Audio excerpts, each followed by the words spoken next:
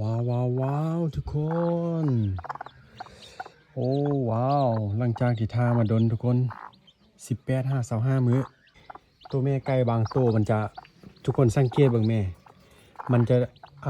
มันจะโดดลงตลอดก็บางตัวเนี่ยตัวนี้โดดลงตลอดตัวนี้มันฟักได้ประมาณ 7-8 มื้อละมันโดดแบบว่าทุกครั้งที่อาลีเอาเข้ามาเกลือเนาะมันจะโดดลงเนาะแม่นี่คือกันมันจะโดดลงตลอดเนาะแล้วก็จะมีแม่ข้าวตัวหนึ่งแล้วก็แม่ดำตัวหนึ่งเนาะที่มันฟักไข่โดยที่โบโดดลงทุกคนทั้งหมด3เทื่อแล้วว่า4เทื่อนั่นแหละถือว่าหลายสุดละมันโดดลงเนาะเพราะฉะนั้นแล้วมันจะแตกไวสุดแม่นั้นเนาะอาลีก็รู้สึกดีใจแล้วอันนี้ก็ดีใจทุกคนที่มันออกแต่ดีใจไปกว่านั้นเดี๋ยวอาลีจะยกให้ทุกคนได้เบิ่งเด้ออาลีจะยกให้ทุกคนเบิ่งมันห่วงลูกขนาดทุกคนโอ้ว้าวมีโอ้ว้าวตัวข้าวซ่องโตทุกคนทางที่เมย์มันเป็นแบบนี้แล้วตัวผู้ทุกคน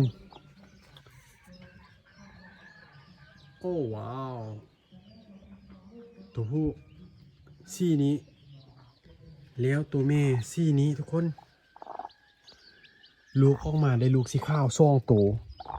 แล้วก็ยังมีไข่ที่ยังบ่ทันได้แตกยังบ่ทันได้ฟักเนาะบ่แน่ใจว่าจะเป็นซี่ยังเนาะที่ผ่านมามีไข่อยู่13หน่วยแล้วมันแตกออกมาเนาะ12ตัวเป็นตัวซี่แบบพ่อแม่ปกติแต่หน่วยสุดท้ายทุกคนออกเป็นตัวสีขาวโคตรดีใจเลยตอนนี้ยังละว้าวตัวนี้ว้าวแล้วว้าวอีกทุกคนบ่คิดบ่ฟันเนาะแม่ซี่นี้แล้วพออีกตื่มซี่หนึ่งแล้วมันออกมาซี่ขาวแล้วทุกคนฮู้บ่ว่าแม่ตัวนี้น่ะเป็นยังจึงมีลูกซี่ข้าวนำทั้งที่แม่เป็นซี่แบบนี้แล้วพอเป็นซี่แบบนั้นทุกคนเนาะเดี๋ยวลิซิมาเว้าให้ฟังเพราะว่าลูกของตัวนี้ก็คือแม่ตัวนี้นี่แหละตัวมันฟักลูกนี่แหละก็คือตัวนี้นี่แหละเป็นลูกของแม่ซี่ข้าวทุกคนแม่ซี่ข้าวออกมาแล้วก็เยอะจนกว่ามันแต่งงานมีผัวจนกว่ามันมีตัวผู้ขึ้นมันเนาะตัวผู้ขึ้นหลังจากนั้นแล้ว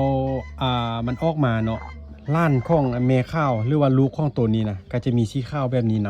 ำเกือบทุกตัวเลยทุกคนเนาะถ้าว่าอาลีเอาแม่นี้เป็นตัวแม่แล้วก็เอาตัวผู้ที่เป็นลูกของตัวแม่ข้าวงงว่าตัวนี้ตัวผู้เป็นลูกแม่ข้าวแล้วตัวนี้ก็เป็นลูกแม่ข้าวเอามาผสมกันอีกลูกซี่ข้าวจะได้ไล่ก่อนนี้ทุกคนจะได้ไล่ก่อน2ตัวนี้แน่นอนหรือว่าเอาแม่ซี่ข้าวเนาะเอาแม่ซี่ข้าวมาผสมกับลูกที่ออกมาเนาะกับตัวผู้นะที่ออกมาตัวข้าวจะไล่ที่สุดโอเคเนาะก็คือที่ผ่านมาอาลีเอาลงคลิปนั่นแหละลูกแม่ซี่ข้าวทั้งที่อาลีบ่เคยแบบว่าได้ลูกซี่ข้าวเลยทุกคนเนาะกับปล่อยแม่ซี่ข้าวธรรมดาแต่ลูกมันยังบ่ออกมามันจะออกมาเป็นซี่แบบไก่แม่ธรรมดาปกติแบบนี้แล้วก็ตัวผู้ก็จะเป็นสีแดงปกติแล้วหลังจากลูกมันเยอะมาเนาะอาลีปล่อยผสมนำกันแล้วมันออกมาลูกสีขาวแบบนี้ถ้าเอาไก่แม่สีขาวมาผสมกับตัวผู้สีแดงคือปกติจะออกสีขาวไล่ที่สุดเพราะฉะนั้นแล้วถ้าผู้ใดอยากได้ลูกสีขาวหรือว่าลูกสีซ่ายังก็แล้วแต่เนาะถ้ามันมีลูกออกมาปุ๊บเอามาผสมใส่กันแล้วจะได้แบบนี้ทุกคนเดี๋ยวอาลีจะยกเบิ่งเนาะเดี๋ยวอาลีจะปิ่นกองมาทางนี้เพราะว่ามันจะเป็นการปิดการกัดมองเห็นนะอาลีจะยกเบิ่งว่ามีตัวข้าวจากตัวแท้2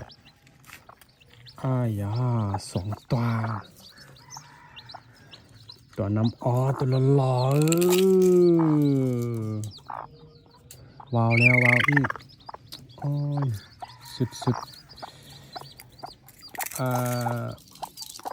ออกมาซี่แบบนี้ปกติอาลีก็ดีใจเนาะเพราะว่ามันเป็นลูกตัวที่อาลีคิดว่าดีที่สุดละเนาะมักที่สุดก็คือมันตีปีกนั่นเองทุกคนตีปีกดังพี่น้อง ตื่นตอนเช้าๆหรือว่าตอนเราไปต่อนะตอนมันกำลังห้าวๆดีๆนะทุกคนไปวางอยู่คอนแม่เวลาไก่ปลามานะโอ้มันตีปีกสะอ่อนขนาดทุกคนแบบรู้สึกแบบว่าเจ้าของก็มีแบบกำลังใจนะแบบเฮ็ดคลิปมันยังมันก็คักสินะตุบตุบตุบตุบตุบตุบตุบตุบตุบตีปีกโคตรดังเลยแล้วก็ที่แน่ๆก็คือตัวนี้นี่แหละสำหรับพ่อพันธุ์ตัวนี้เนาะพ่อพันธุ์ตัวนี้ไปต่ออาลีไปต่อซ่องเทื่อทุกคนอาลีไปต่อซ่องเทื่อเนาะคอนแรกอาลีโป้งล่างอาลียิ่งอะนะแล้วบ่ได้เนาะแล้วอาลีไปต่ออีกแล้วมันบ่เข้าเนาะเพราะว่าตัวเก่าเนี่ยแล้วอาลีบาไว้อาทิตย์หนึงแล้วอาลีไปต่อบ่ยอมเข้าเนาะขั้นตอบกันอยู่แต่บ่เข้าแสดงว่าไก่ตัวนั้นมันบ่ตุยแล้ววันนี้อาลีเอาให้หมู่อาลีไปต่อเนาะแล้วหมู่อาลียิงได้ตัวหนึงสรุปแล้วอาลีต่อ2ลาวต่อ1ลาวได้1อาลียิง1บ่ได้เนาะเพราะฉะนั้นแล้วอาลีเอามาผสมอันนี้ก็คือลูกของเพิ่นตัวนี้ลูกของพ่อตัวนั้นแต่ว่าปล่อยไปแล้วเรียบร้อยฤดูกาลหน้ามีให้เลือกเลยทุกคน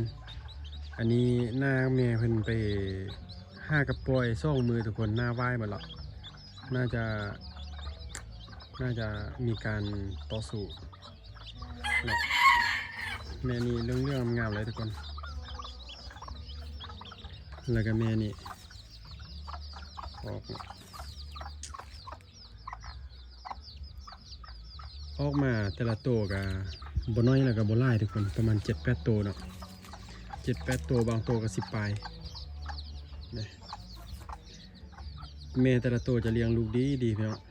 อันนี้ก็รู้สึกดีใจเนาะตัวนี้แม่นี่12ตัวแม่นี่13ตัวเนาะแต่ว่าตุยไป1ทุกคนตุยไป1แม่นี่กำลังฝักโอ้ปีหน้านี่ตัวแห้งเลยพี่น้องผู้ใดอยากได้แบบได้เลือกได้เลยปีหน้าเนี่ยอาลีคอนเลียนกันละเลือกมาเลยเสี่ยงแบบได้หมักแบบได้หมัดพี่น้องนะเนี่ยทุกคนตัวอย่างแบบนี้เลยตัวนี้จะเป็นลูกแม่ข้าวเลยตัวผู้จะเป็นลูกแม่ข้าวแล้วตัวนี้ก็เป็นลูกของแม่ข้าวแล้วออกมาเป็นสีข้าวตัวแม่เนาะแล้วมาผสมกับอันตัวผู้ลูกแม่ข้าวแต่แบบสีแดงปกติแบบนี้ทุกคน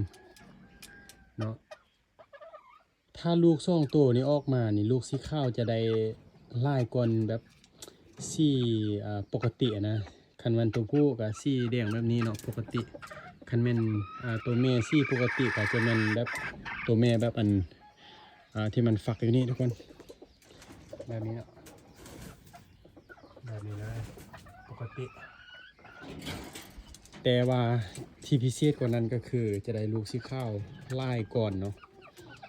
ถ้าว่ามี10หน่วยสิลูกสีข้าวจะมีประมาณ6หรือว่า7ตัว